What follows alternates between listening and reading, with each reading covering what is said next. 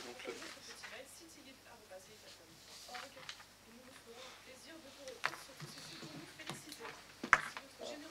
Je filme tous les entretiens que je fais. Je suis pudique, mais là c'est moi qui fais l'entretien, là je te signale. Hein. Mais t'as un petit retour de truc là, comme tu retournes des crêpes. Alors, mais je suis pudique, mais je me soigne. Alors non, donc, et tu sais que voilà, je peux te consacrer jusqu'à 17h. Jusqu'à 17h05. D'accord. Donc j'ai filmé 2114 cinématons. Alors 2114 cinématons. Ce qui fait on est bien d'accord, c'est des 3 minutes, un peu plus de 3 minutes et demie. 3 minutes 30 sur Kodachrome. Super 8 Kodachrome. Kodachrome Super 8, muet. Hein. Muet.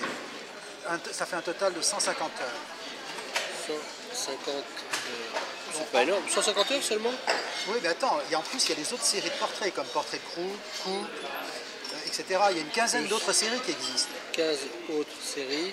Peut-être même plus d'ailleurs. Des séries thématiques, tu veux dire couple Alors, en plus, tu vois, je montre ça, tu as tous les renseignements. Oui, tout, d'accord, ok.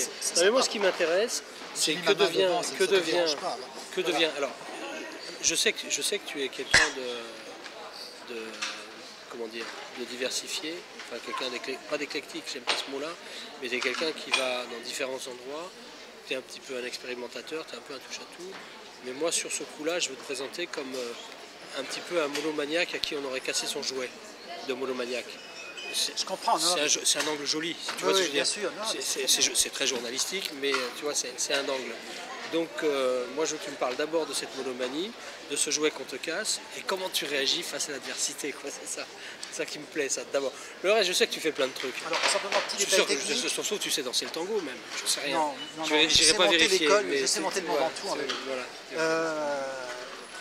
Oui, donc le Super 8 Kodachrome a été inventé en 1965 par Kodak, ça c'est important de le dire, et c'était vraiment une invention révolutionnaire parce que c'était sous la forme d'une cassette. Une cartouche, ouais. Une cartouche, c'est-à-dire qu'avant 1965, en 16 mm, en 8 ou en 9.5, fallait se faire chier, un amateur, il fallait qu'il fasse la boucle dans le noir, tu vois. Donc il y avait des pros, des semi-pros, disons, qui pouvaient filmer. Et là, du jour au lendemain, on a inventé une cassette qui faisait 3 minutes et demie, on la mettait dans la caméra et on pouvait filmer. N'importe quel imbécile pouvait filmer. Tu ne mettras pas imbécile, évidemment. Ouais, n'importe quel amateur mal éclairé, on pourrait dire. Voilà, mais ça, je pouvais filmer. Non, mais c'était vraiment révolutionnaire. Et ça a eu un grand succès. Il y a eu vraiment des millions de gens sont passés. Oui. Ouais. Alors c'est Kodak qui a inventé ce système, et puis plein d'autres firmes comme Agfa Color ont suivi, si tu veux. Tu vois, ont créé leur propre marque de cassettes Super 8.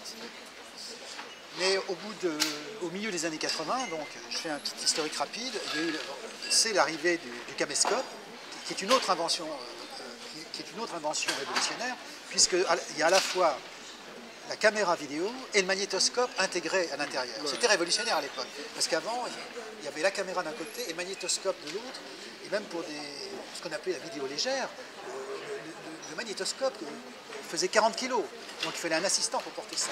Et donc dans les années 80, on crée le caméscope. Alors là, qui va tuer, si tu veux, le Kodachrome Super 8 au niveau grand public, et qui va être en fait utilisé plus que par des professionnels. C'est-à-dire que le Super 8 Kodachrome, au départ, qui était fabriqué pour l'amateur, pour filmer ses vacances, les anniversaires, pendant 20 ans ça a été le cas, et puis au bout de 20 ans, avec la création du caméscope, qui utilise le Super 8 Kodachrome, ce sont les professionnels, c'est-à-dire des cinéastes, des gens toutes sortes de cinéastes, des gens qui travaillent dans la pub, des gens qui travaillent dans les clips vidéo, c'est beaucoup utilisé, tu vois, et très vite, l'amateur n'utilise plus le Kodachrome Super 8, lui il utilise...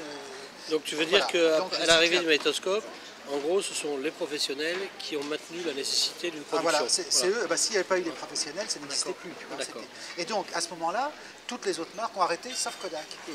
Il y avait au moins une dizaine de marques qui fabriquaient du Super 8, avec des procédés qui n'étaient pas les mêmes que le Kodachrome, mais qui étaient très proches. Tu vois. Bon, alors, plusieurs avantages du Kodachrome, qui est très important de dire. De tous les supports cinématographiques qui existent, c'est le support qui se conserve le plus longtemps. C'est-à-dire que le Kodachrome s'est développé avec 3 bains différents, qui développent chaque couleur de façon différente. C'est-à-dire que les couleurs ne virent pas. autant n'importe quelle autre pellicule, que ce soit de la Kodak, de la Fuji, au bout d'un certain temps, les couleurs virent. Tu vois. Là, les couleurs ne virent pas. C'est-à-dire, les premiers cinématons tournés il y a 30 ans n'ont pas bougé du tout. C'est comme si j'étais allé les chercher au labo ce matin. Non, mais c'est très important à expliquer ça. Donc, au niveau de la conservation, c'est magnifique. Et au niveau des couleurs, tu vois, les couleurs du Kodachrome sont très proches des couleurs du Technicolor. C'est-à-dire que ce sont des couleurs qui ne sont pas du tout réalistes, et ce sont des couleurs qui sont proches des arts, proches des arts plastiques. C'est pour ça que ça intéresse beaucoup les artistes aussi.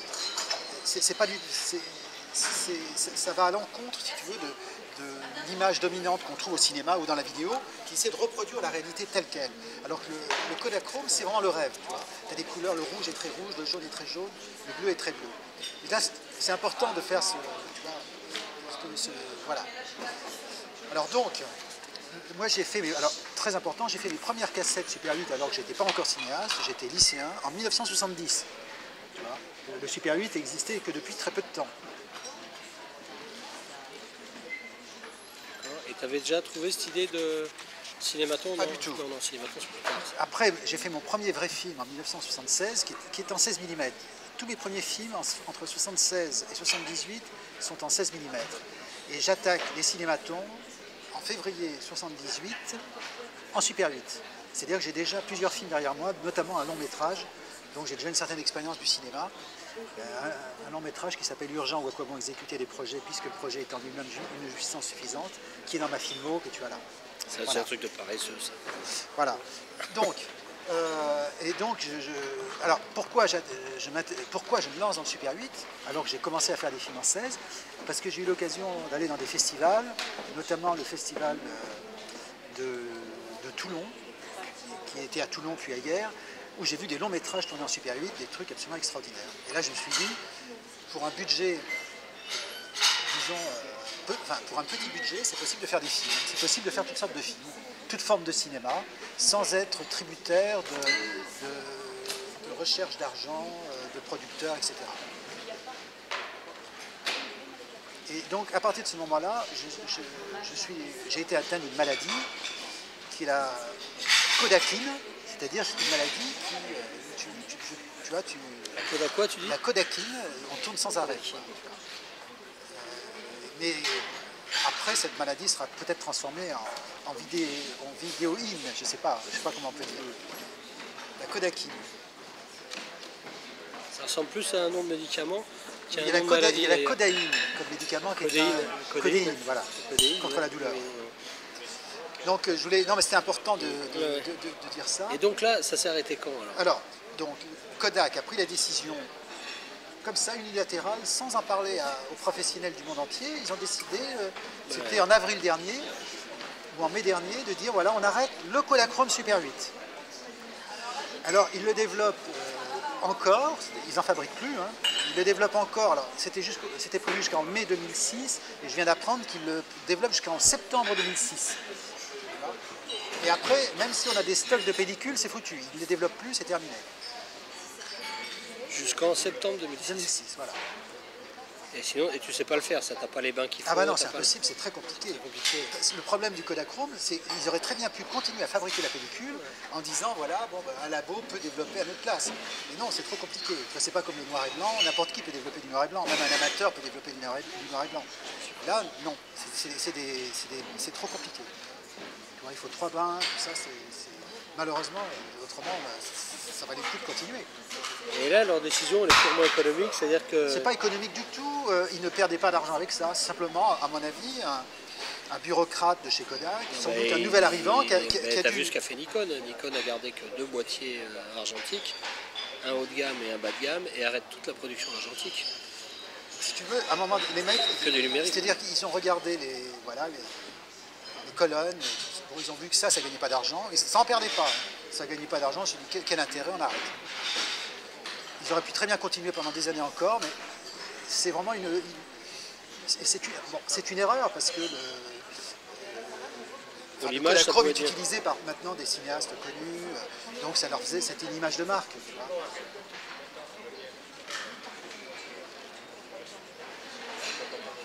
là, t'en as plus. Et toi, t'en as plus. Non, j'en ai encore un tout petit peu. Combien il t'en Je reste? crois qu'il m'en reste 8 ou 9, tu vois. Et le problème, on n'en trouve plus parce qu'ils n'en fabriquent plus depuis maintenant. Il faut que tu ailles faire les photos. Tu pas aller voir dans les arrière-boutiques ou les marchands de tabac, des fois, de province. Je connais Border, lui, il a pas mal voyagé. Joseph Border, lui, il en a trouvé un petit peu. Voilà. De toute façon, il faut les tourner jusqu'à. Voilà. Après, le développement, c'est septembre 2006. Donc pour moi, tourner vite.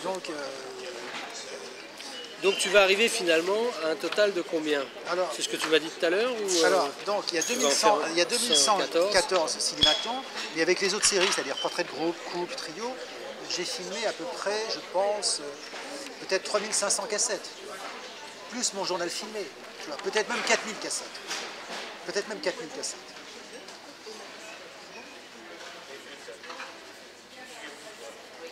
Ouais, quand même, t'es un vrai client Kodak, toi. Oui. Et alors, maintenant, qu'est-ce que tu fais? Alors, t'es malheureux, donc. Est-ce que c'est donc. On peut dire qu'il y a quand même une collection qui est finie. Parce que même si tu la continues sous une autre forme, ce sera une nouvelle collection. Alors, c'est pas tout à fait aussi simple, parce que ça fait presque un an que je réfléchis à la question. Ah, quand même, ouais. Oui, donc, parallèlement au Super 8, moi j'ai toujours travaillé dans les autres formats, aussi bien cinéma que vidéo. J'ai travaillé en 16 mm, en 35 mm, et puis en vidéo, j'ai fait le compte, je me suis aperçu, depuis le demi... Non, j'ai travaillé en quart de pouce en 1977, jusqu'à de la mini-DV, j'ai travaillé sur 9 formats vidéo dans ma vie. Tu vois. Donc, pour te dire que j'ai touché à toutes sortes de formats. Et dans un premier temps, je me suis dit, bon, s'il n'y a plus de Kodachrome, je vais peut-être tourner en vidéo. Mais l'intérêt du cinématon, c'est un chargeur, un portrait. Comme tu sais. Et la vidéo, c'est des cassettes d'1 heure. Bon, il y a quelque chose qui ne va pas. Quoi. Quelque part, il y a quelque chose qui ne va pas. Bon, ce qu'il faut savoir, c'est que Kodak a décidé de continuer l'Ektachrome, la pellicule Ektachrome. Et qui est une pellicule pas intéressante, les couleurs ne sont pas intéressantes. Et en plus, ce sont des couleurs qui ne se conservent pas avec le temps. Ce sont des couleurs qui virent au bout d'un certain nombre d'années. Donc ce n'est pas une pellicule intéressante. Et il existe toujours 2 pellicules noir et blanc en Super 8, qui est la Plus X et la Tris X. Et donc je pense que je vais continuer à faire les cinématons et les autres séries en noir et blanc, en Super 8 noir et blanc. C'est-à-dire que je vais faire le chemin inverse. Ça, ils l'ont gardé alors. Comment? Ils l'ont gardé, ça. Ça, ils l'ont gardé. Et pourquoi ils l'ont gardé alors, ça? C'est pas eux, le noir et blanc, déjà, c'est pas eux qui le développent. Ouais. Tu vois, n'importe qui peut le développer. Et l'Ektachrome, c'est complètement irrationnel. Je te dis, c'est des lignes de. Tu vois, je te dis, il y a un bureaucrate qui a dit voilà, c'est pas du tout rationnel. Pourquoi il continue l'Ektachrome? En plus, l'Ektachrome était très peu utilisé. C'était surtout le Kodachrome qui était utilisé. Parce qu'en plus, l'Ektachrome coûtait 2 fois plus cher. Tu vois. En plus, c'était une pellicule moins intéressante. Elle était 2 fois plus chère. Il y avait plus de grains, de moins belles couleurs. Enfin, et c'est des cassettes de 3 minutes et demie? c'est pareil, oui, la même durée. Oui. Et même présentation, même pareil. Cartouche, compatibilité avec les canaux. Ah ouais. Donc je pense que je vais continuer en noir et blanc. Je vais faire le processus inverse des cinéastes qui ont d'abord commencé en noir et blanc, puis après qui sont allés vers la couleur. Tu vas finir avec le noir et blanc muet. Et puis non, mais même pire que ça. Dans 20 ans, je vais tourner à la manivelle, tu vois. Tu vois, comme le faire lumière. Voilà, c'est très bien. Ça. Bon, je pense que je vais faire ça. Je peux encore changer d'avis d'ici les mois prochains. Mais visiblement, c'est vers cette direction que je me dirige. On a cassé mon jouet, ben, j'essaie d'en trouver un autre. Ah oui, c'est bien. Bon, bah, Et toi, tu photographies beaucoup en numérique maintenant? Ouais. En argentique, tu continues ou tu as fini? Peu l'argentique, parce que figure-toi que mon boîtier argentique, j'ai peur de... Mon boîtier argentique, il est un peu naze. Ah oui, parce que tu en avais volé un, tu l'avais dit aussi. Ah oui, on m'en a volé un Rican, et puis l'autre, qui était très bien celui-là, avec un bel objectif. Alors du coup, j'ai J'ai un numérique qui est un décent qui est bien, et plus un petit pour les voyages qui est assez pratique. Genre 5 mégapixels, là, c'est bien, ouais. C'est bien. Et puis je te dis, j'ai un vieux FM, mais il est un peu. Il laisse passer. Le boîtier est plus étanche, il faut que je fasse réparer, il y a un problème. Ouais. Maintenant, c'est plus difficile de faire réparer. Ouais, il y a un problème. J'ai laissé tomber ça. Mais bon, sinon. Non, mais t'es bien aussi en vidéo, hein, je te signale. Hein. Ouais, mais. J'ai une bonne photo de toi d'ailleurs, une photo de toi en train de filmer. Je vais l'utiliser d'ailleurs. Oui, bah, tu dois en avoir, oui. Ah ouais, j'en ai. Mais c'est un truc. Bon, la photo, moi j'aime bien. Le numérique, c'est pas si mal. C'est pas si mal. Ah bah, le problème avec le numérique, c'est que je fais pas de noir et blanc. Et ça me manque, parce que l'argentique, j'utilisais surtout pour le noir et blanc. Et ça me manque. Alors il y a des copains, ils me disent, ben, quand tu fais noir et blanc, tu désatures tout. Ben non, c'est pas, tu penses pas pareil quand tu penses au noir et blanc. C'est autre chose. Et moi j'ai un copain, Ferrand Ferranti, un photographe là, que j'ai exposé là, cette année, et qui expose encore à Montpellier, qui a fait plein de bouquins. C'est lui qui a illustré presque tous les bouquins de Dominique Fernandez, tout ça, c'est spécial Méditerranée. C'est vraiment un grand photographe noir et blanc. Il découvre le numérique là, il vient d'Inde, il m'a raconté en Inde, il dit c'est pas mal le numérique parce que ça te donne un rapport aux gens qui est différent. Tu peux t'approcher des gens, tu peux leur montrer la photo tout de suite et tout. C'est un truc qui est très intéressant. Oui, qui est très intéressant. Mais lui, ce qu'il fait, il a une formation d'architecte et tout, les trucs qui l'intéressent, c'est en noir et blanc et plutôt argentique. Il fait des choses sur la lumière qui sont magnifiques. Mais bon, ouais, moi je suis pas. Bon, mais c'est bien ça. Écoute, alors pour le festival. Est-ce qu'il y aurait quelque chose alors pour. Tu veux dire des disparus méditerranéens? Ouais, ça pourrait Par être exemple, les grands disparus, quoi. Bah ouais, les grands disparus en couleur, donc avant de commencer ton cycle noir et blanc.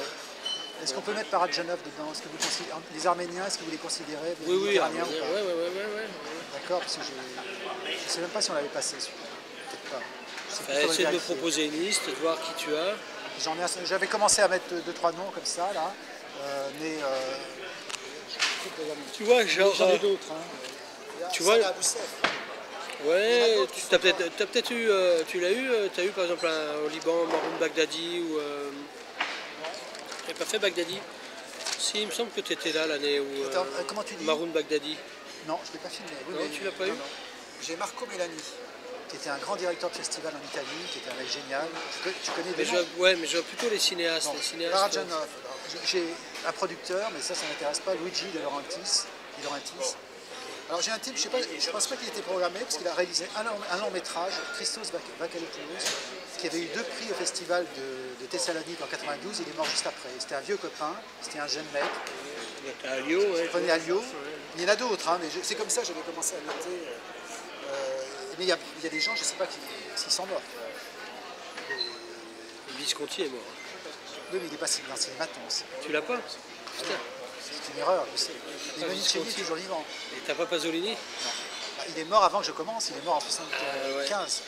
Ouais, c'est vrai que son jeunes. Et Fellini, t'aurais pu l'avoir, Fellini. Non seulement je l'ai, j'ai filmé sa sœur. Bah, t'as Fellini, hein. Et j'ai sa nièce. Non, j'ai pas filmé.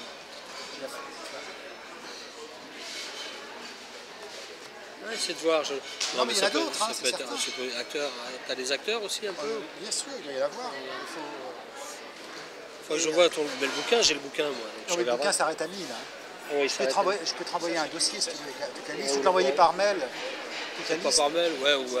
Je peux te l'envoyer par ordre alphabétique aussi par mail si tu veux. Chaque fois que je sais pas, ou les deux.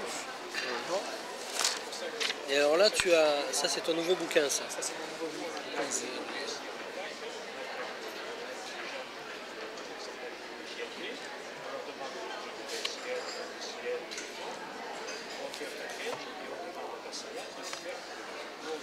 C'est mon dernier film, avant-première, est le 30 mars à Saint-Marcelin dans l'Isère, qui est la célèbre ville du fromage. Enfin, si tu vois le film, tu comprendras pourquoi. Et ça vient de sortir, c'est dans les bacs que depuis ces jours-ci. Et t'as ça aussi, hein. 24 passions. Non, mais ce qu'il y a, ça, je vais parler de ça. Et ceux-là, ils font partie de tes. Alors, il y a 20 cinématons, oui, bien sûr, puis dans les bonus, il y a quelques coups. La série courte.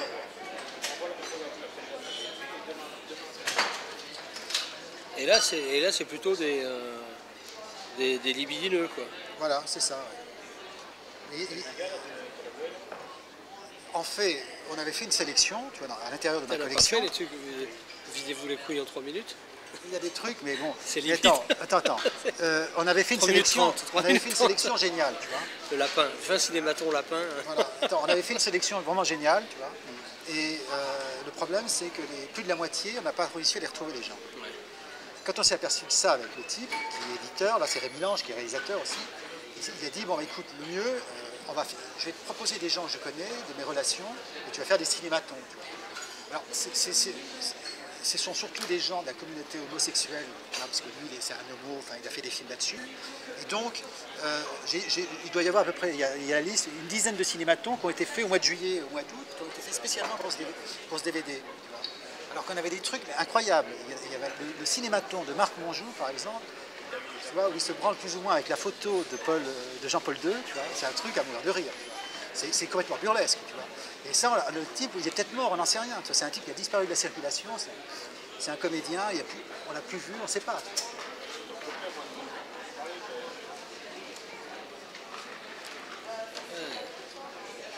Brigitte Lahaye, dis donc. Mais là, c'est un cinématon poétique.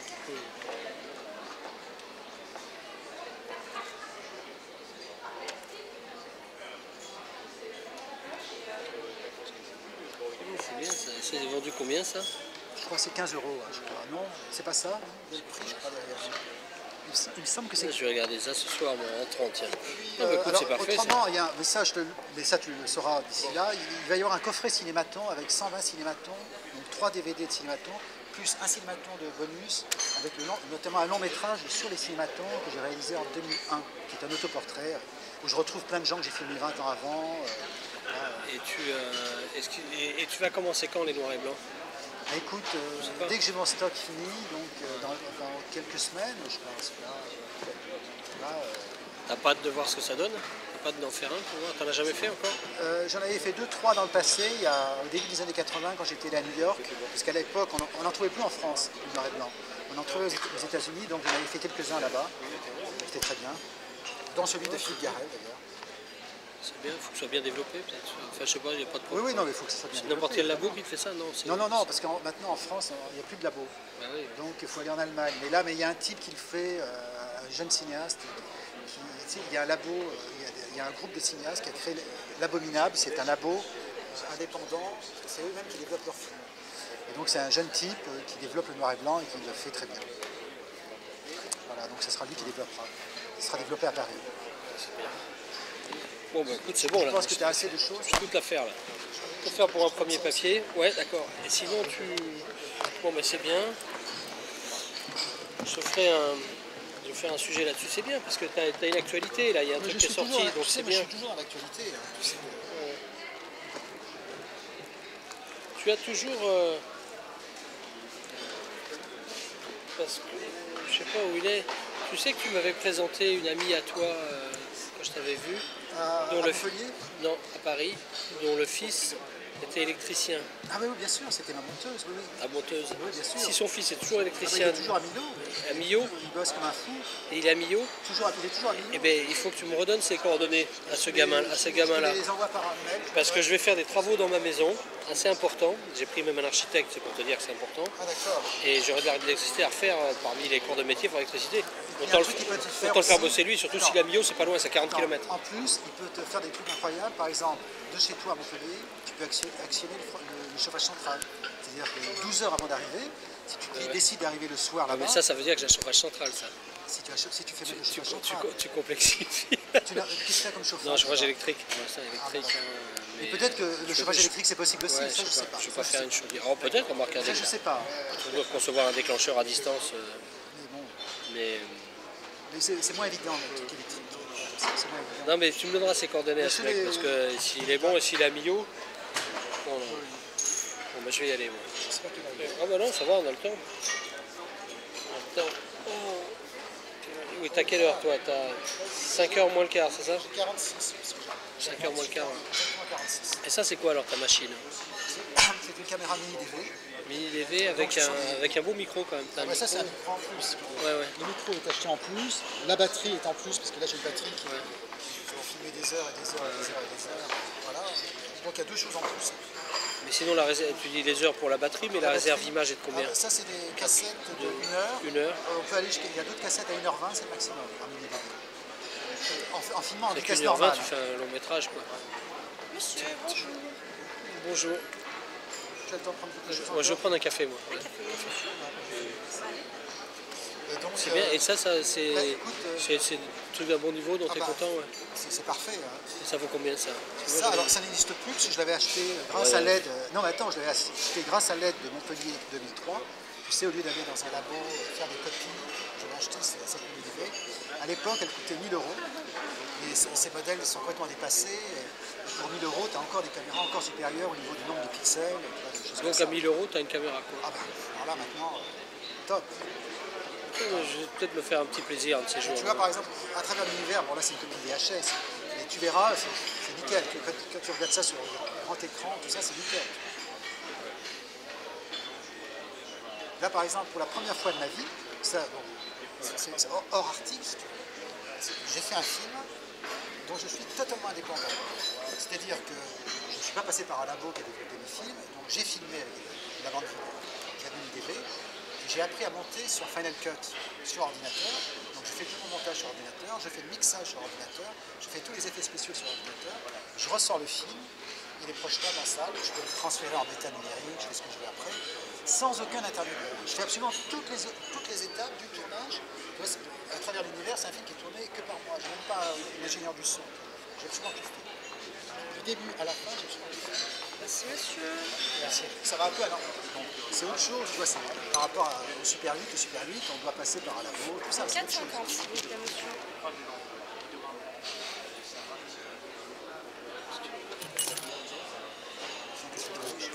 Je les ai, dis donc. J'ai pas les 50 centimes. Ça va, ça va, ça va. Merci, c'est gentil. Ça fait quand même 35 balles le café. Ça. Ah ben c'est ici. Non, ici, c'est Ça le fait. Pas mal. Du coup, je rapporte le sucre à la maison. Oui, alors donc je disais maintenant, tu vois, non, si tu achètes une caméra comme ça, il faut absolument que tu achètes un micro. C'est un micro à 105. Il faut acheter le micro en plus, parce que le micro caméra, si tu veux, il y a des vibrations, les sons, si on est à l'intérieur, ça va encore, mais... Et quand tu mets ce micro-là, ça débraye l'autre. Alors l'autre. Absolument, voilà. Et tu n'as même pas de cordon, ça se fait directement. C'est-à-dire que tu le mets là, et c'est automatique. T'as même pas c'est un avantage énorme, parce qu'avec les cordons, tu as toujours des problèmes de son, de faux comptage, des conneries comme ça. Là, voilà. C'est bien. C'est quand même formidable. Mais je continue le Super 8. Et c'est quoi que ta caméra Super 8? Moi j'en ai plein, j'en ai au moins une douzaine. Hein. J'en ai plein, mais j'utilise surtout celle que j'utilise le plus, c'est une Elmo. Non, pas Elmo. Boer, pardon. Elmo, c'est mon projecteur. Boer. Note peut-être. Non, tu notes pas ça. Mais j'ai la photo, t'es en action là. Oui, d'accord, ça j'aime bien. Boer. Ça va faire le festival. Mais tu vas écrire ça pour quand? Je sais pas. Mais bientôt, ouais. Parce que le jour où ça paraît, tu peux me l'envoyer. Oui. Non, tu me le dis, je peux venir l'acheter ici. Et ici, je sais pas si tu le trouveras, c'est pas sûr. À un moment, on le trouvait près de chez ma mère. Parce qu'à la gare de Lyon, on peut trouver plein de journaux. Hein. Ouais, mais plutôt. Ah oui, peut-être. Tu risques de trouver plutôt la Provence ou. Avant, on trouvait le Dauphiné libéré il y a quelques années. Maintenant, Ouais. je sais pas. Je sais qu'à un moment, près de chez ma mère, elle habite à Sèvres-Babylone, rue du Cherche-Midi, on trouvait les livres, mais pas tous les jours de la semaine. Et je suis pas sûr maintenant. Je suis pas sûr, parce que ça coûte. Mais ça, tu peux m'envoyer, c'est pas un problème pour toi. Je te l'enverrai. Et puis surtout, si ça pouvait tomber un jour où il y a quelque chose sur le cyclisme dans le supplément sport, ce serait parfait. Ah oui, mais là, je suis triste que le Grand Prix du Midi Libre n'existe Eh plus. ouais, mais t'as une collection complète. Mais ça, je savais que le jour où le Monde le prendrait, ils arrêteraient. Je l'avais dit à des copains, tu verras. Et le jour où le Monde. Ils l'ont organisé une année et après, ils ont arrêté. Mais ça, je le savais. Ce qui est une erreur d'ailleurs, parce que ça ne coûte pas très cher et ça fait une image de marque fantastique. Tu te rends compte, Midi Libre, dans le monde entier, on sait que ça existe grâce à la course cycliste, tu vois, parce que l'information, tu vois, ça passe dans le monde entier. C'est vrai qu'on s'est privé d'un Pour truc. pas cher, tu as des retombées qui sont. C'est comme le critérium du Dauphiné, tu vois. Ça leur fait une pub incroyable, pour pas cher. T'as revu Ryu ce temps-ci? Oui, il est venu à ma dédicace l'autre jour. Oui, oui, donc voilà, lui aussi, il travaille comme un fou. Ah, je suis désolé pour le ratage de l'autre fois, hein, c'est un truc de fou, hein, comme je t'ai expliqué. C'est pas grave, mais moi c'est un peu compliqué ma vie aussi. Là, tu vois, je repars. Et tu dois revenir après. Demain matin, j'ai des réunions au festival. L'après-midi, je vais travailler au journal jusqu'à tard. Et je reprends un train tôt jeudi matin pour revenir. Pour des projections, des rendez-vous, jusqu'à vendredi soir. Après, je repars. C'est souvent La qu'il semaine vient à prochaine, Paris. je vais à Mons. Ah oui. C'est pour faire des articles. Bah oui, pour. Parce qu'avant, tu venais pas comme ça dans le temps. Ah si. Ah si, pour les avant-premières, des choses Si, comme ça. c'est-à-dire que maintenant, c'est depuis.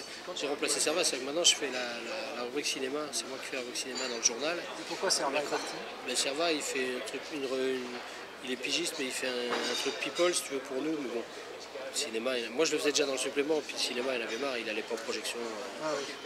Serva, il est bien gentil, moi je l'aime beaucoup, c'est un pote, mais il parlait des films sans les voir, quoi. Ah oui. Au bout d'un moment, ça a fait des ordres, quoi.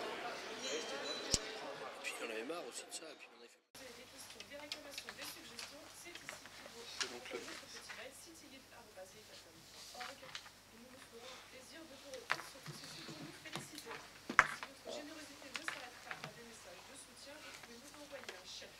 Le mail est fait au 42 rue de Montreuil dans le 11e à Paris. Merci à Benoît pour sa fabuleuse réalisation. Vous retrouvez tout de suite l'émission Sexy Motherfucker et nous, on se donne rendez-vous mercredi prochain, même heure, même endroit. Est-ce que je dois avoir le casque aussi? Je dois avoir le c'est casque. préférable parce que C'est mieux, ouais. t'entends. Vous avez vu le film de Joseph Norder, en fait? Non. Qui sort aujourd'hui? Non. Je crois que Libé en parle. Libération, je crois qu'ils en parlent. Ah, aujourd'hui? Ouais.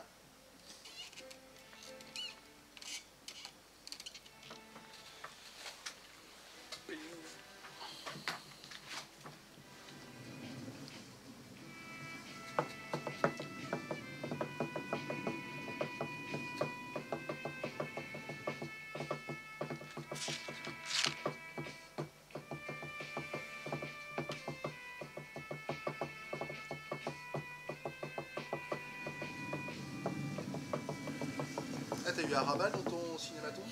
Oui. Que j'ai interviewé, qui est complètement dingue. Ah bah oui, ça m'étonne pas. Ah, il est fou, lui.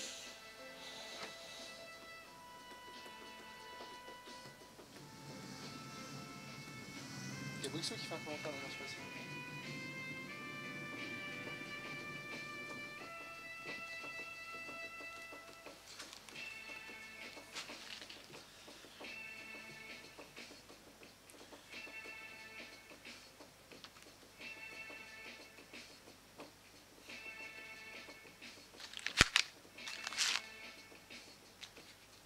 Lou Castel. Ah oui, dans l'actualité aussi, il y a eu un DVD qui est sorti sur les cinématons en janvier. C'est vrai? Oui, de 20 cinématons. Olé olé. D'ailleurs, il y a, Ah oui, il y a- bah. il y a celui de Bouixou dedans, en fait. Et puis j'ai un livre de poésie aussi qui est sorti en janvier aussi. Bah voilà, oui. J'ai un livre de poésie qui s'appelle Baiser décoloré. Voilà, donc dans l'actualité. D'accord, On va on va penser, en parler. puis on en parlera de tout ça. Sorti chez qui, Olé Olé? Les éditions, les films de Les l'Ange. films de l'Ange. Les films de l'Ange, c'est Rémi Lange qui a créé cette maison d'édition de DVD.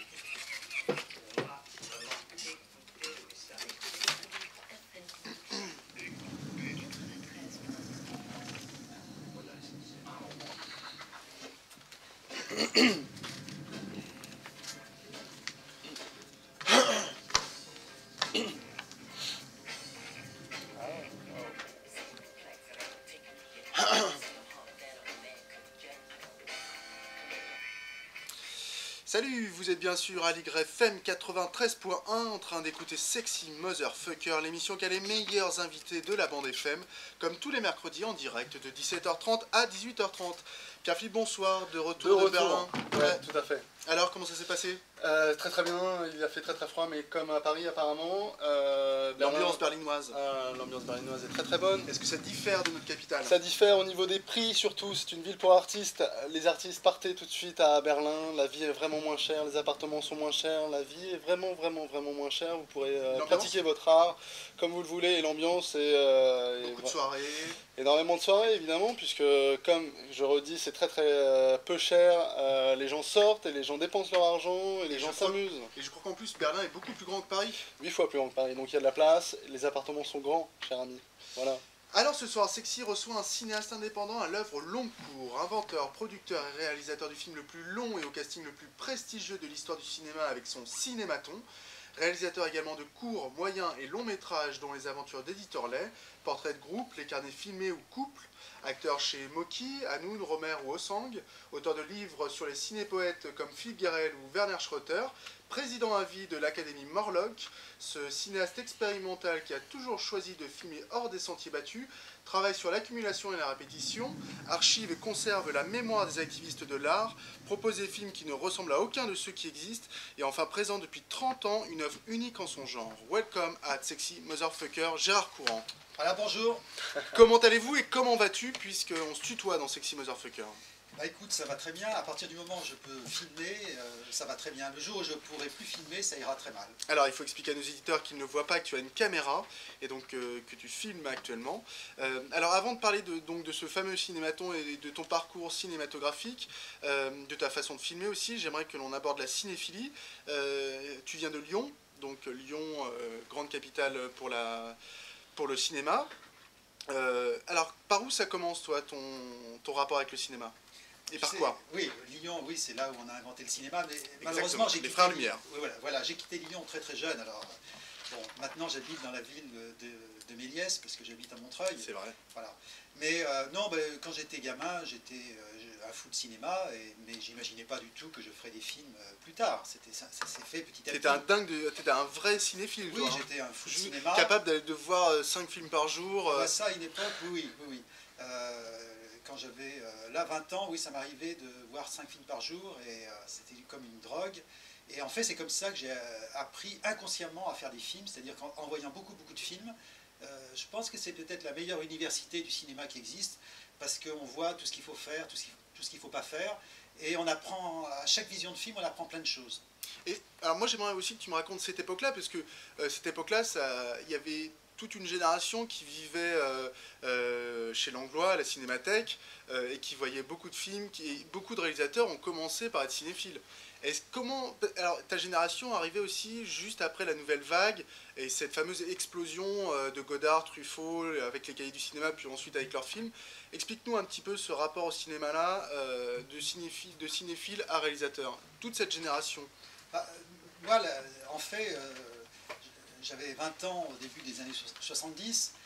T'étais à Paris? Alors, je suis arrivé à Paris seulement en 1975. Avant, j'habitais en province, j'habitais à Dijon exactement. Ouais. Et là, c'était très difficile de voir des films rares, par exemple. Ouais, il y avait presque rien. Et donc, la seule manière, c'était de venir à Paris. Donc, c'est ce que je faisais régulièrement, d'aller dans des festivals de cinéma. Et donc, comme ça, dans la première partie des années 70, j'ai pu rencontrer aussi plein de cinéastes, parce que j'allais à des avant-premières, et puis dans les festivals, les cinéastes venaient défendre leurs films. Lesquels, par exemple? Des gens comme Chantal Akerman, Philippe Garrel, Marguerite Duras, Marcel Hanoun, plein de gens comme ça. Godard, Truffaut, Romer, Godard, pas Truffaut, après j'ai rencontré Truffaut, Rivette, oui, dans les années 70 aussi. Wim Wenders, plein de gens comme ça, et puis j'ai pu les rencontrer comme des petits jeunes qui venaient voir comme ça des jeunes stars, quoi. Et c'était passionnant parce que dans les festivals... À l'époque, le cinéma, c'était ça aussi, hein. Les réalisateurs défendaient leurs films, et il y avait beaucoup de débats, on parlait... Oui, beaucoup, les débats, ça faisait partie du jeu, hein. Ces films-là, le débat durait souvent plus longtemps que le film. Et c'était des cinéastes extrêmement ouverts, donc après la discussion continuait au café du coin, et je me souviens de nuits, de discussions comme ça, avec Garel, avec Marguerite Duras, c'était délirant, parce que quand je vois aujourd'hui, maintenant, des jeunes réalisateurs qui ont fait 10 000 entrées à Paris, qui se prennent pour des grandes stars, et qui regardent les jeunes cinéphiles qui viennent vers eux de façon un peu hautaine, c'était pas du tout ça. Bon, c'est vrai que c'était après 68, donc il y avait eu une sorte de révolution comme ça de la pensée, et bon, tout était possible, tout était ouvert en fait, et on vivait au jour le jour en fait. On ne faisait pas de pronostics en disant voilà qu'est-ce que je vais faire dans 3 mois, dans 6 mois, pas du tout. Vraiment on vivait au jour le jour. Alors il y avait pas ces problèmes de chômage qui existent aujourd'hui. Si on voulait gagner un peu d'argent, bon, en une journée on trouvait un petit boulot, on pouvait travailler une semaine, un mois, puis après on pouvait partir en voyage. Donc on pouvait partir de façon très lointaine, on pouvait partir en Inde, en Amérique latine, etc. Ce que tu as fait ou pas? Moi, pas en Amérique latine, mais en Inde. Ah, tu as fait partie de ces... Voilà, je suis allé au Pakistan, à une époque... Quelle année? Ça, c'était en 74, en Iran aussi. Bonne époque. En Afghanistan, où c'était, à l'époque, alors là, on pouvait y aller, on était très bien accueillis, les gens étaient très sympas avec nous. Et c'était Gérard Courant aux cheveux longs ou Oui, avec ouais. des cheveux longs, tout ça. Voilà.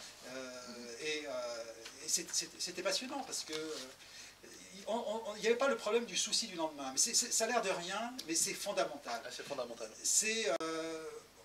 Et puis on pensait pas. C'est d'ailleurs un petit peu par rapprochement le débat d'aujourd'hui sur le CPE, c'est-à-dire pas de travail, alors qu'à l'époque il y avait du travail, on pouvait bouger. Bien sûr. Et on se posait pas de questions comme ça. C'est-à-dire que on vivait au jour le jour, voilà. Ton panthéon cinématographique maintenant, quel film t'a marqué à l'époque où tu étais cinéphile et spectateur? 4-5 films qui ont marqué Gérard Courant. Bah, en fait, c'est pas seulement des films qui m'ont marqué, c'est vraiment un ensemble de films. C'est-à-dire que souvent, des fois, on me pose la question, quel est le film qui vous a le plus marqué? Ouais. Non. C'est un peu la question de l'île déserte. Hein. Voilà, non, mais bon, c'est vrai qu'il y a des choses qui m'ont plus marqué que d'autres. Par exemple, le cinéma muet des années 20 avec Eisenstein, Dreyer. C'est vrai que tu es attiré aussi par les origines du cinéma, toi. Oui, beaucoup. Et Abel Gans, des gens comme Marcel L'Herbier, Jean Epstein, tout ça que j'ai découvert à la Cinémathèque, des films muets magnifiques où il y avait une émotion extraordinaire. Ça, j'avoue que c'est peut-être le cinéma qui m'a le plus touché. La nouvelle vague a fait redécouvrir aussi ce genre de cinéma. Bien sûr, il y a par exemple Vivre sa vie de Godard est un hommage au film de Dreyer sur la passion de Jeanne d'Arc. Enfin, c'est vrai. Voilà. Bon. Et le mythe hollywoodien aussi t'a intéressé? Oui, beaucoup. Moi, j'adorais le cinéma américain, hein, tous les grands... Il y a aussi rapport avec la nouvelle vague qui a aussi... Bien sûr, des gens comme Howard Hawks qui étaient capables de faire des chefs-d'œuvre aussi bien dans le western que dans le film noir, que dans la comédie, des gens qui avaient un talent absolument extraordinaire, qui sont vraiment d'immenses artistes et qui, à mon avis, n'ont pas été remplacés parce qu'aujourd'hui, les gens sont très spécialisés souvent dans un domaine artistique et là, tu avais des artistes cinéastes... On touche à tout, là. Hein. Capables d'être excellents dans tous les domaines, dans toutes les catégories enfin, Pariscope aime bien faire des catégories, Howard Hawks, on peut le mettre dans toutes les catégories. Mais il y avait aussi des gens comme Jacques Tourneur, bien sûr Hitchcock. Et plein d'autres. Et aussi beaucoup les séries B, surtout des années 40 et début 50 aux États-Unis, qui étaient faites avec des petits moyens. Souvent, c'était des tournages de 10-12 jours, et qui étaient des fois... des petites perles. Hein, des perles, de l'invention absolument extraordinaire, parce que comme ils n'avaient pas beaucoup de jours de tournage, ils étaient obligés d'avoir de l'imagination, et il y en a qui ont fait des choses extraordinaires. C'est à redécouvrir tout ça, c'est d'une beauté, ça manque des films comme ça aujourd'hui. Vous êtes toujours à l'écoute de Sexy Motherfucker sur Aligre FM 93.1. Notre invité, si vous ne le connaissez pas, c'est Gérard Courant, grand cinéaste expérimental. Et on laisse tout de suite la place au spécialiste de la musique dans Sexy Motherfucker. Je veux bien sûr parler de Pierre-Philippe qui est de retour de Berlin. Voilà, donc on commence par un morceau assez long mais qui en vaut véritablement la peine. Past, Present and Future, paru sur l'album Demon Fools d'Afriaka, atteint un niveau rarement entendu. Sorti en 70, Demon Fools est un album quasi indispensable à toute discothèque qui se respecte. Afriaka Aka, cet obscur groupe de blackie anglais, a réussi à fusionner les guitares psyché de Frisco, les cuivres jamaïcains à la Rico, le groove funky du Sir Clinton, et tout ça sonne monstrueusement bien. L'inspiration de ces hommes force le respect. Ce disque introuvable il y a encore quelques années Et que est tu as désormais trouvé, hein. disponible, donc achetez-le immédiatement, c'est vraiment Où un ça, très très où bon ça disque. Chez Gibert par exemple. Donc là, on va s'écouter donc le premier morceau qui s'appelle donc Past, Present and Future. Vous allez voir, c'est 10 minutes, mais attention, on passe par tous les styles différents.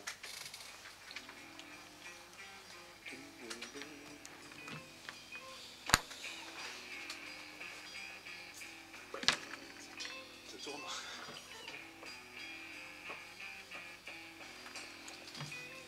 J'aurais bien aimé connaître cette époque.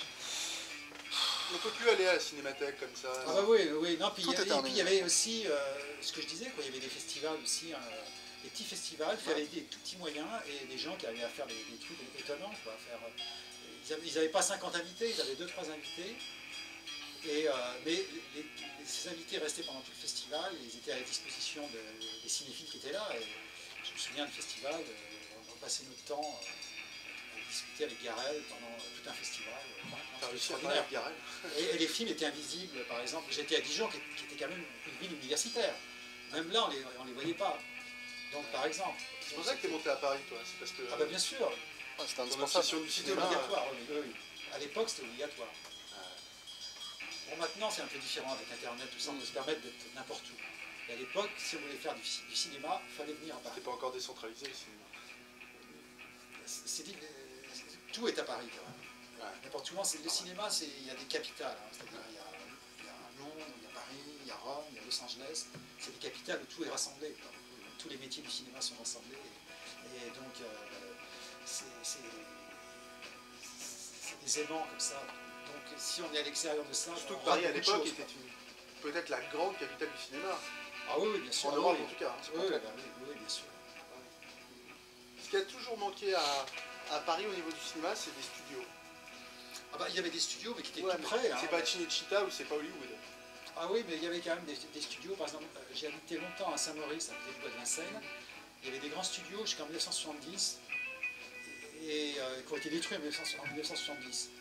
Où il y a eu énormément de films, de classiques du cinéma français qui ont été tournés. Et c'était tout près, hein, c'était juste après le bois de Vincennes. Et donc il y avait quand même des... Là, c'était quasiment Paris, quoi. Et le projet de Besson d'ailleurs, ça avance ou pas? Oui, ça marche. Dur, hein. Mais Besson, il peut le faire, lui. Hein. Ouais. Il peut faire des énormes C'est studios. un des Besson. seuls qui peut. Là, c'est dommage, hein, parce qu'il y avait, donc, il y avait des studios dans différents endroits. Il y en avait Épinay, il y en avait Boulogne, et tout ça. Enfin, il y avait un certain nombre qui c'était quasiment Paris, quoi. Oh, c'est pareil.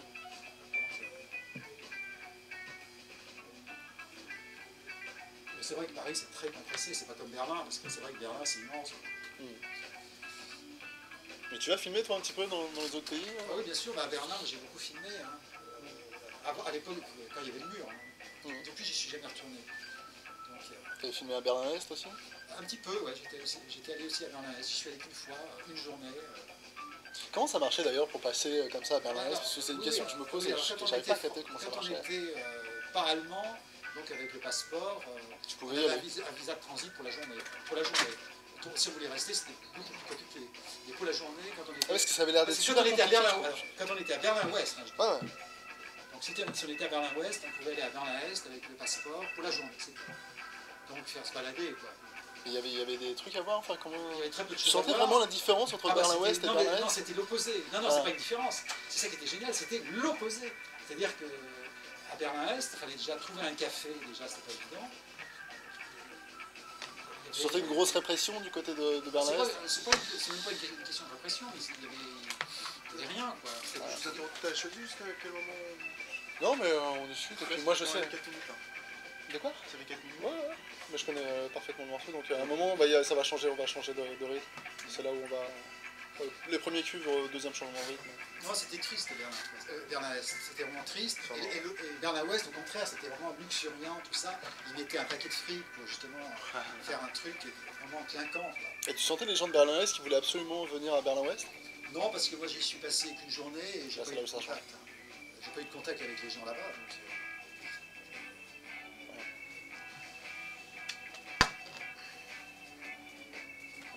Là, on attend quelques cuivres et après... Parce qu'en fait, c'est vraiment le solo de guitare qui dure longtemps au début, donc c'est un peu dommage. Et pas trop non plus. Un peu. Et après, c'est en fond. Ouais, je vais essayer de mettre en fond sonore. Tu trouves qu'on se ressemble, Gérard? Tu trouves qu'on se ressemble? Non, pas du tout. Non, mais il y a des jumeaux qui se ressemblent peut-être plus, je sais pas. On est faux jumeaux, nous, hein. Mais vous êtes, quand vous dites des faux, c'est-à-dire, C'est deux poches différentes. mais vous êtes nés le même jour. La La même même heure. heure. C'est une question qu'on La pose. même heure, tout ça. Parce qu'on est amoureux. Non, vous êtes oui, non, vous êtes quand même des vrais jumeaux. Vous vous dites que vous êtes Ouais. des faux, mais Mais normalement, on est des vrais, quoi. Parce que tellement la ressemblance est évidente. Voilà, on va l'entendre encore en fond sonore, donc j'espère que vous l'avez apprécié parce que c'est vraiment un très très grand morceau. Je pense que c'est pour ce morceau-là qu'il faut l'acheter cet album. Quelle était ton ambition à l'époque, Gérard? C'était déjà, quand tu étais cinéphile, c'était déjà d'être réalisateur? au départ, non, pas du tout. J'imaginais pas que je ferais un jour des films. Pour moi, c'était une passion, mais j'étais provincial. Faire des films en province, c'était impossible à l'époque. Tout était à Paris. Tous les métiers du cinéma étaient à Paris. Tous les gens qui faisaient le cinéma étaient à Paris. Donc, tant que j'étais provincial, c'était impensable. Je ne rêvais même pas de pouvoir faire des films. C'était quelque chose d'impossible pour moi. Puis à un moment donné, quand la passion est devenue dévorante, alors là, je me suis dit, non, c'est ça qu'il faut que je fasse, il faut que je fasse des films. Mais à partir de ce moment-là, j'ai dit, je viens à Paris. Et donc, voilà, l'aventure a commencé. Je suis venu en 75 à Paris. Et j'ai commencé tout de suite et j'ai fait mon premier film en 76, un premier court-métrage, voilà, c'était parti, quoi. Est-ce qu'il y avait une bande avec qui tu traînais, de cinéphiles ou de dingues de cinéma, qui s'apprêtait aussi à être réalisateur? Est-ce que Gérard Courant traînait avec une petite bande spéciale de futurs réalisateurs ou pas du tout? En fait, les bandes, parce que je fréquentais plusieurs bandes, mais ils étaient déjà tous réalisateurs. Donc il y avait une bande, je ne sais pas, Les Morlocks avec Joseph Morder par exemple. Il y avait une bande Collectif Jeune Cinéma avec Patrice Kirchhofer notamment. Et il y avait une bande aussi des féministes. Je connaissais Martine Rousset, puis avec des amis à elle. Et comme ça, donc il y avait Katrina Tomadaki aussi, Maria Clonaris. Et comme ça, il y avait différentes mouvances. Mais c'était que des gens qui faisaient déjà des films. Bon, ils en étaient à leur début, mais donc on était complètement immergés dans ce bain, quoi. Alors on va attaquer le gros de ton œuvre, le cinématon. Alors comment est née cette idée de cinématon? Ah oui, ça c'est une grande aventure, une longue aventure. Voilà, c'est une œuvre au long cours. Comment est née l'idée de cinématon? Pourquoi ce titre? Explique tout. Non, mais, il y a des principes aussi, des grands principes du cinématon. Non, mais dans les années 70, quand j'étais un cinéphile fou, et obsessionnel, j'avais remarqué qu'en fait, il n'y avait pas tant de documents cinématographiques sur des grands artistes de la première moitié du XXe siècle. Et toi, tout de suite, tu t'en es rendu compte qu'il Je fallait... trouvais ça bizarre. Non, mais je trouvais ça déjà bizarre en me disant, quand même, des très grands artistes, il n'y a pratiquement rien. Et puis, j'étais entouré de plein de jeunes cinéastes, de jeunes artistes, et je m'étais dit, ça serait peut-être intéressant de les filmer, de garder une mémoire de ces artistes que je connais, et peut-être que dans ce lot-là, il va y en avoir certains qui vont devenir des très grands. Des grands. Et comme ça, l'idée est partie. Elle était à la fois simple et un peu mégalo aussi. Donc j'ai demandé aux gens qui m'entouraient au départ de se prêter au jeu. Alors, ce jeu, j'ai établi des règles. Il faut des règles précises, justement. C'est-à-dire qu'avant de commencer mon premier cinématon, j'y ai réfléchi au moins pendant 2 ans. C'est-à-dire que dans ma tête, ça germait, j'avais des idées, des concepts, et puis je les trouvais trop compliqués, donc je passais à un autre et je n'arrivais pas à me décider. Puis un jour, le concept est devenu clair dans ma tête. Et c'est là que j'ai commencé à faire les cinématons. Alors le concept, il n'a pas changé depuis 1978, depuis le 7 février 1978. C'est un gros plan du visage d'une personnalité des arts ou du spectacle, hein, des cinéastes, des peintres, des écrivains, des etc., philosophes, des acteurs, etc. Donc c'est un gros plan fixe, le temps d'une bobine Super 8, en cinéma muet, et chaque personne est libre de faire ce qu'elle veut devant la caméra. Et la bobine dure 3 minutes et 25 secondes. Voilà. Et ce concept-là n'a jamais changé depuis 28 ans. Alors évidemment, au départ, quand j'ai commencé, je ne pouvais pas savoir que ce concept-là fonctionnerait, tant que ce film ne serait pas montré à un public. Et la première fois que tu as filmé un cinématon, quel effet ça t'a fait? Ben, je crois que j'étais peut-être aussi surpris que la personne qui était filmée, parce que je n'imaginais pas du tout que je serais là Parce que le 28 temps est ans court. après. Je crois que j'étais inconscient en fait. Je n'imaginais pas que je me lançais comme ça dans une aventure folle. Et quand je suis arrivé à mon 10e cinématon, il y a eu les premières projections. Et c'est là que c'était important. Parce que soit c'était rejeté et que les spectateurs trouvent ça sans intérêt et le film risquait de s'arrêter, ou soit le public adhérait et l'aventure pouvait continuer. Et ça a fonctionné tout de suite. J'ai eu de la chance parce que ça aurait très bien pu ne pas fonctionner. Et très vite ça a marché, le public en redemandait, le public dans la salle, les séances se transformaient en happening. Tu as dû être content, toi. Très content, et il se passait des choses incroyables qu'on ne voyait jamais au cinéma, c'est-à-dire que les spectateurs se mettaient à parler dans les salles, à parler avec l'écran, parce qu'on voyait un gros plan d'un personnage, et le public se sentait poussé à intervenir. Et des fois, il y a eu des séances mémorables, des gens qui s'engueulaient dans la salle, il y en a qui disaient « Non, non, taisez-vous, taisez-vous, on va regarder de façon silencieuse ». Et il se passait toujours des choses absolument inattendues. Quel était le but principal du cinématon? Au départ, c'était de Pas faire... ton but. Non, mais Conserver une certaine mémoire. Oui, au départ, c'était vraiment faire un travail de mémoire sur des artistes. C'était vraiment... ça c'était la base, les fondements du cinématon. Et ça l'est toujours, parce que quand je vois la demande aujourd'hui, par exemple, pour le cinématon de Robert Kramer, par exemple, que j'avais filmé en 1981, bon, il va passer demain et dans 15 jours à Bobigny dans une grande rétrospective de l'œuvre de Robert Kramer. Il va y avoir un DVD sur Philippe Garrel, donc il va y avoir le cinématon de Garrel et d'autres réalisateurs de sa mouvance Zanzibar, etc. Et donc on me demande un peu de partout des cinématons, dans des festivals de cinéma, des DVD, etc. Donc ce travail de mémoire, je constate chaque jour que bon, ça fonctionne parce qu'il y a une demande. S'il n'y avait pas de demande, je serais inquiet. Et alors, le titre aussi, cinématon, il faut l'expliquer, pourquoi ce titre, et en même temps, c'est un petit peu un langage, parce que les personnes qui sont filmées donc, dans le cinématon sont des cinématonnés, je crois. Oui, on peut Voilà. dire ça. Ou Voilà. cinématé, il y a deux expressions. Cinématé. Alors, pourquoi ce titre et cette forme de langage comme ça? Non, mais, bon, cinématon, c'est un peu la transposition de la photo d'identité en cinéma. Et donc, c'était par rapport à Photomaton, qui était, bon, en fait, c'était une marque. Et donc, Cinématon, ça m'amusait beaucoup. Et puis, dans Cinématon, il y avait Maton. Donc, Maton, c'est gardien de prison. Et ça vient du verbe mater, qui veut dire regarder avec insistance. Et on fait un cinématon, c'est on regarde avec insistance le gros plan, comme ça, d'un personnage qu'on voit sur un grand écran. Donc, on le regarde avec insistance. Donc, il y avait ce jeu-là entre cinéma et maton, quoi. Et t'en es à combien maintenant de cinématons? Alors, les cinématons, parce qu'on arrive presque au 3 millième là, presque. Alors, je sais pas, les cinématons proprement dit, il y en a 2114. Mais parallèlement, il y a eu, voilà. Les cinématons ont fait des petits-enfants, il y a eu la série Couple, la série Portrait de groupe, il y a eu une quinzaine d'autres séries. Et ça, c'est encore en plus, c'est autre chose. Il faut dire aussi que tu as une œuvre assez multiple, hein, ça part de tous les côtés avec toi. Hein. Oui, bah, il y a aussi des carnets filmés. Ben là, je suis en train de filmer des carnets filmés, donc depuis mes débuts de cinéma, j'ai toujours fait des carnets de notes, voilà, donc là je suis en train de filmer l'émission, ça fera partie de mes carnets filmés. Quelques grands noms maintenant du cinématon, je pense à Piala, à Godard, oui, tu en as filmé tellement, enfin, il faudra faire une liste incroyable. Quelques grands noms qui t'ont marqué dans ton cinématon? Oh bah, j'aimais beaucoup aussi Samuel Fuller, oui, cinéaste que j'aime beaucoup, et qui pendant 3 minutes et demie n'arrive pas à allumer son cigare. Il ne le fait pas exprès, ça aurait pu être un jeu, non, pendant 3 minutes et demie, en fait il est dans un courant d'air, il n'arrive pas à allumer son cigare. Et c'est très amusant parce que à chaque instant il se dit voilà je vais réussir, il ne réussit pas, et c'est très amusant. Il y a aussi celui de Terry Gilliam, Monty Python, que j'avais filmé à Deauville et qui fait tout un travail sur le hors-champ, c'est-à-dire il entre dans le cadre, il sort dans le cadre, il entre, il sort, et il y a une, comment dire, il a un sens du cadre absolument incroyable, c'est-à-dire qu'il l'a dans la tête, et il arrive à jouer avec, et ça donne un résultat absolument étonnant. Et en même temps, évidemment, c'est très drôle. Et Piala? Piala, ça s'est passé ou pas avec lui? Non, ça se passait très mal. Pendant tout le cinématon, il gueulait, en fait, pas seulement contre moi, mais il gueulait qu'on lui faisait perdre son temps. Et en fait... comme à chaque fois avec lui. Hein. Et en fait, il perdait pas son temps, mais il fallait qu'il gueule.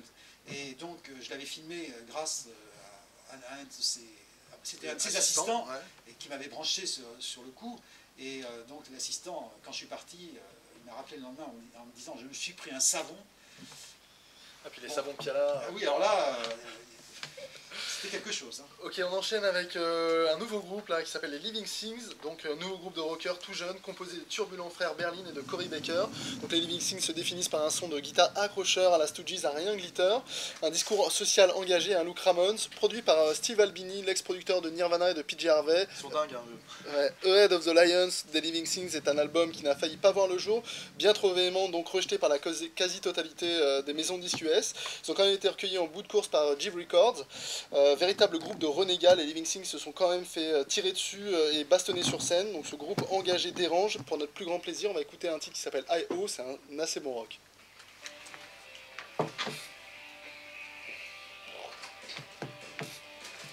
Ouais, ça...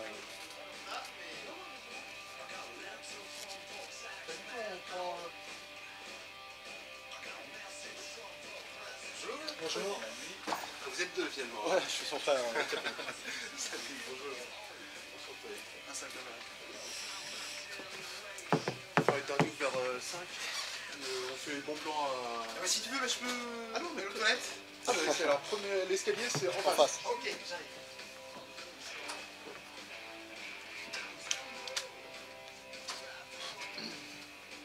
Je dis pas, mais en fait, le mec s'est fait virer après. Oh. L'assistant. Bon, pas à cause du cinématon, mais c'était un ensemble. Oui, dingue, alors. Il marchait à Rennes, il fallait qu'il ait J'adore quelqu'un. ce film, quoi. Ah J'adore oui, ce bien film. sûr. Moi, il y en a, Ah, même la il y en a personnalité. 4 en France que j'aime beaucoup, moi. C'est Godard, Truffaut, Sauté et Piala. Ah oui, c'est très différent entre sauter et Voilà, Piala, c'est voilà. très très différent, mais moi, simple spectateur, je cherche pas à théoriser Oui, bien ni sûr. quoi que ce soit. J'ai regardé les films, j'ai dit banco, c'est bon, je prends. Vraiment, je sais pas pourquoi. Romer un peu moins, bien que j'apprécie beaucoup parce que... Et Rivette, bon. Rivette, il va tourner là. Ouais, j'ai vu. Tu trouves toujours des financements, c'est bien. Et comment il se porte Godard là physiquement? Comment il est, ouais? Dans le cinématon ou en ce Non, moment non, en ce moment là. Moi, je l'ai pas vu depuis un certain temps. J'aimerais bien savoir comment il C'est est. là. Parce que là, il y a la rétrospective un peu. Oui, bon, ça là. va y va avoir tirer avec, Ouais. dans un mois par là. Il sera là normalement. Il vient, je crois. Ah oui, il J'avais fait- il fait entendu même dire des un peu films que- spécialement pour la rétrospective. Ah. C'est incroyable. C'est quand il va mourir qu'on va se rendre compte que c'était un des plus grands sur cette terre. dans le Oh, bah, cinéma. ça, oui, oui, ça. C'est incroyable ce mec. Non, non, mais là, En plus, c'est une intégrale. Hein. Ça a été un sacré. C'est vraiment compliqué parce qu'il y a plein de films qui sont. Moi je veux absolument Ils le sont voir à difficiles sa à voir. rétrospective. Je veux voir sa tête, je ne l'ai jamais vu. Je veux voir ce mec. Et si possible lui parler. Alors je participe à la rétrospective Ah ouais d'une part avec le cinématon de Godard qui est présenté et aussi deux petits films que j'ai fait qui s'appellent Compression de Alphaville et Compression Oui, de t'avais Dessous. fait ça toi. Et donc j'ai compressé, c'est-à-dire que j'ai réduit les films qui faisaient 1h30 à peu près, je les ai réduits en 4 minutes, image par image, et il ne manque pas un seul plan, on peut suivre tout le film comme ça. Hein? Et donc ces deux films-là vont passer Il en dans la pense quoi Godard de rétrospective. ça? Je pense qu'il les a pas vus là. Et là, il les verra peut-être. là. Ça aussi, ah, voilà encore de l'actualité.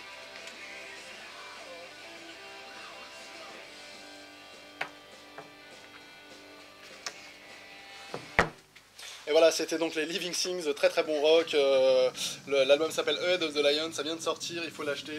J'espère qu'ils vont arriver en France bientôt pour faire une tournée. Espérons-le. On va passer au bon plan de Sexy Motherfucker.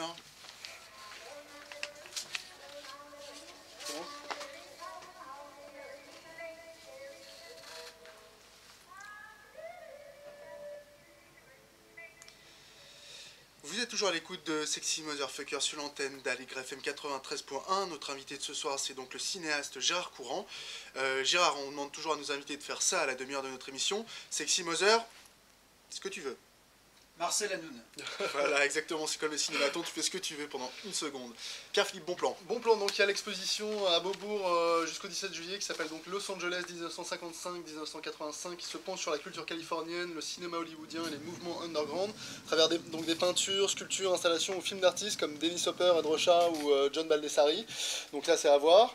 La galerie Yvon Lambert aussi qui est une des grosses galeries parisiennes fête ses 40 ans à partir du 18 mars donc ça vous donnera l'occasion d'aller voilà, ça vous donnera l'occasion d'aller à la galerie Yvon Lambert, c'est quand même celui qui a découvert, qui a exposé en premier Basquiat sur la place de Paris. Donc un personnage assez important dans les galeries, en tout cas dans l'art à Paris. Au niveau des livres aussi, il y a donc le fameux livre Please Kill Me de Legs McNeil et de Gillian McCain. Donc enfin traduit. Est-ce que c'est une référence ou pas? C'est une véritable référence, en tout cas en matière de critique rock et sur le mouvement punk. Ça porte que sur le mouvement punk américain. C'est donc sorti chez Alia et c'est raconté donc par ces acteurs. C'est très très drôle. On se marre en rigolant ça, en lisant ça, pardon. Et puis pour rester aussi dans le punk, vient de sortir en DVD Punk Attitude de Dunlett, qui retrace donc l'histoire du punk à travers le témoignage de ses acteurs les plus marquants. Et n'oubliez pas aussi de regarder le DVD sur les Dolls de Bob Gruen, donc le photographe qui accompagnait toujours les Dolls en tournée à cette époque-là, qui est aussi un très très bon témoignage sur le punk. Voilà, et puis dans les soirées, il y a le label Catapulte qui fête ses 40 ans au Rex Club le 18 mars, avec les DJ maison, donc il y aura Automate, Scat ou Gigi Wet. Alors, on continue dans les bons plans, l'expo de Pierre de Valambreuse, l'ethnographe, photographe et reporter, qui se passe jusqu'au 7 mai au Musée de l'Homme, c'est Métro Porte Dorée. Son livre aussi qui vient de sortir, Peuple, et ça sera un de nos futurs invités. Le rectificatif aussi, dans la dernière émission de Sexy Motherfucker, j'avais précisé donc l'hommage à Gainsbourg, que Jean-François Bizot, donc le patron de Nova, avait écrit un article dans Maximal, alors que ce n'est pas dans Maximal, évidemment c'est dans Optimum, donc excusez-moi. Le livre aussi de Stéphane Godkowski, l'ancien des Garçons Bouchers, vient de sortir donc son premier roman, et ça s'appelle Il était une fois Little Odessa. Et puis Gérard, à mon avis, tu dois avoir des bons plans dans le cinéma, donc dans Sexy Motherfucker.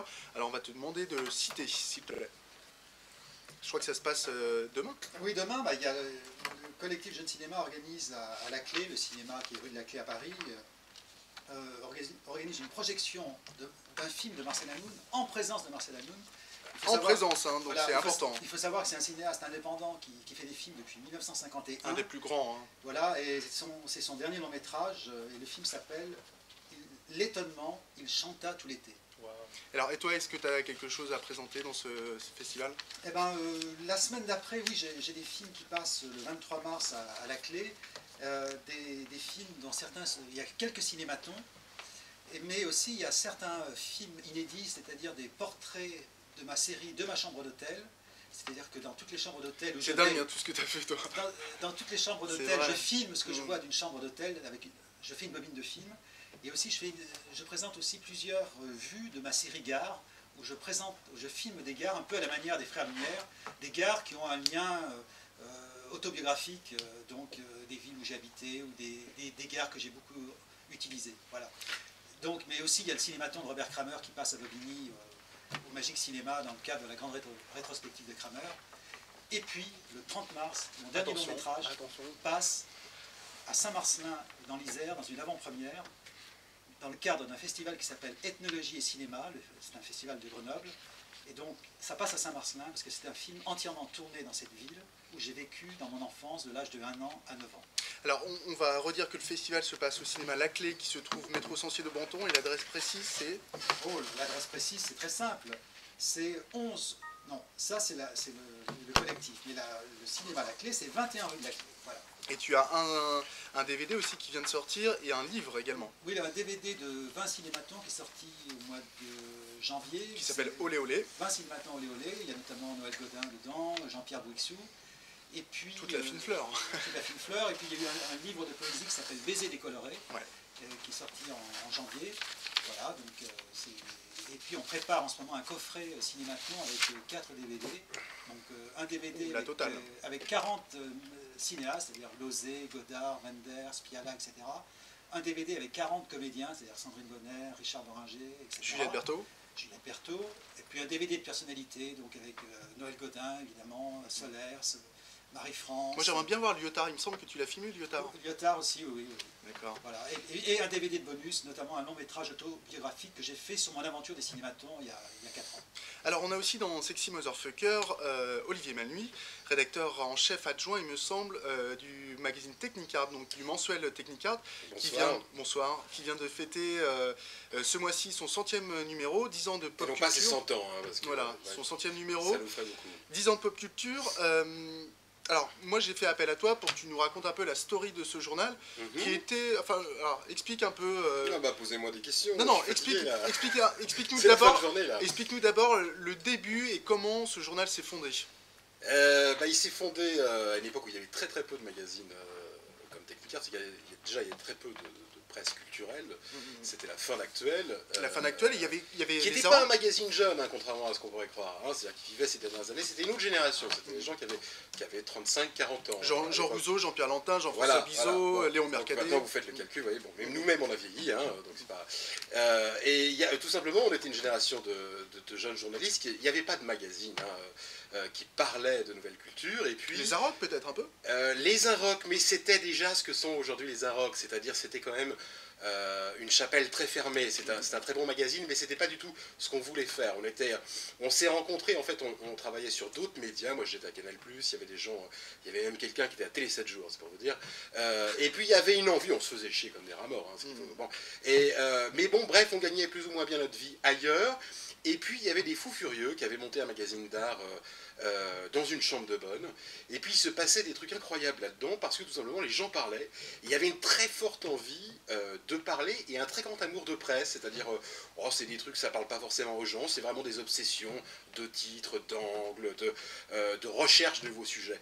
Et on s'est retrouvés là-dessus, autour d'un amour collectif, des grandes engueulades, des grandes réunions nocturnes, un certain amour aussi, faut l'avouer, des bistrots, hein, ça picolait quand même pas mal, mais l'histoire de la presse est construite parfois autour de bons déjeuners, hein, et puis c'était tellement drôle que concrètement, en fait, on faisait semblant de travailler ailleurs, là où on gagnait de l'argent, et on allait faire Technicart en loose day.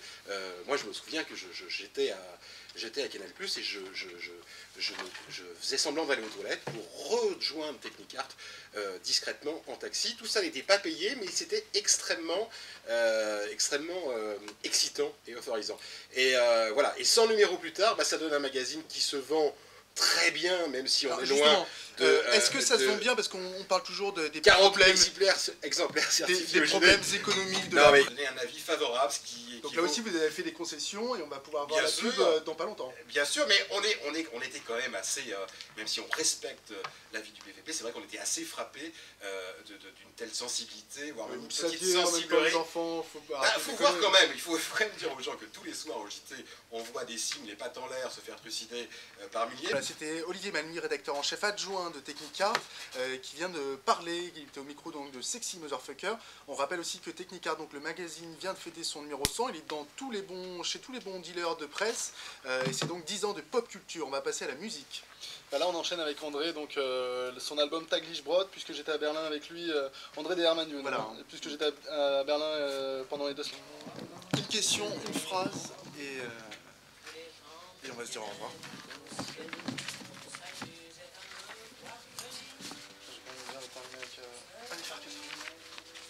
Tu demandes combien il reste et si on doit chanter.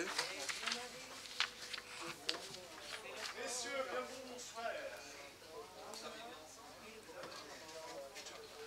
Touche ça. On a bientôt fini, Pierre. Non, on va déborder. C'est lui qui reprend là. Ouais. Ah, oui. Ça, ils n'aiment pas. Hein. Non, mais à chaque fois on déborde. Ouais. Parce qu'il reste 1 minute 40, donc on va le mettre en fonctionnement.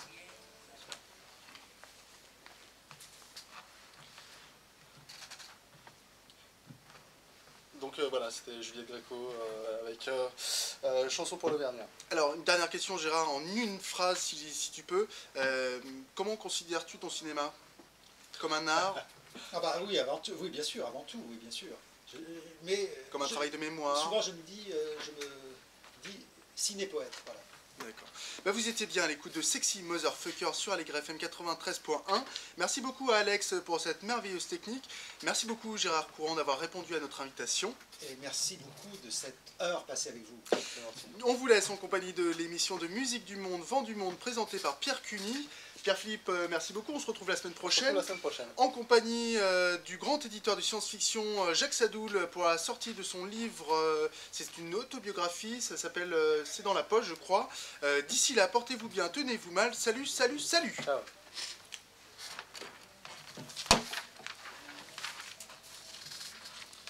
La semaine prochaine, on redira ton actualité, on fait ça aussi.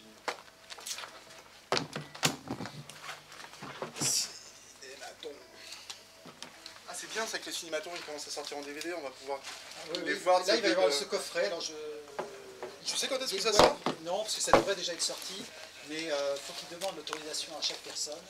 Et alors, c'est très très long. C'est très très long ça. Et donc, il y a des gens qui sont morts, tout ça. Donc, Et je sais pas, le contrat est déjà signé depuis longtemps, mais je t'as sais un qu'il travaille mail? dessus. T'as un mail ou enfin pour que tu me dises quand est-ce que ça sort, si un jour tu sais, comme ça moi je reçois un mail de ta part. Parce que tu m'avais donné un appartement de Moi tien. j'ai, je crois que je sais plus moi. Il me semble. Hein. Normalement je donne tout à chaque fois le mail et tout. Oui, oui, je crois que On va aller en haut.